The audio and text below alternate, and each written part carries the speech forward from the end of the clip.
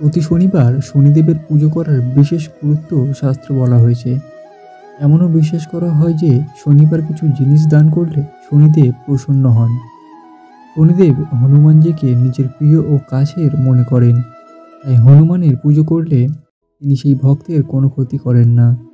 সেই কারণেই শনিবার বজরংবলীর পুজো করাকেও শাস্ত্রে অত্যন্ত গুরুত্বের কথা বলা হয়েছে।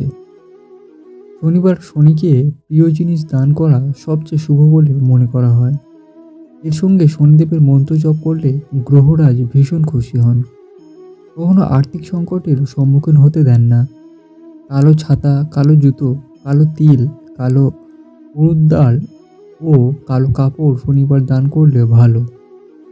ধ্যান করুন প্রতি শনিবার। এদিন মনকে একাগ্র করে প্রদোষকালে শনিবার 11 বার শনি স্রোত পাঠ করা উচিত।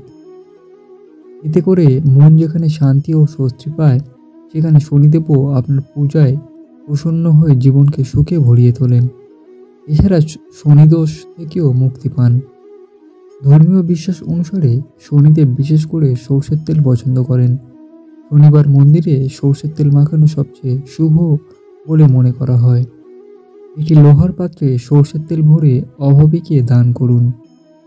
শনিবার লোহা দান করাও সবচেয়ে শুভ বলে মনে করা হয়। এর ফলও খুব ভালো কাজ দেয়।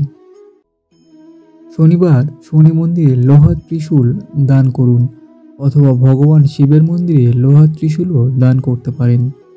ভগবান শনি ভগবান শিবকে তার গুরু হিসেবে বিবেচনা করেন, তাই ভগবান শিবের মন্দিরে করা দান আপনাকে ভগবান শনির আশীর্বাদ পাওয়ার যোগ্য করে তুলতে পারে।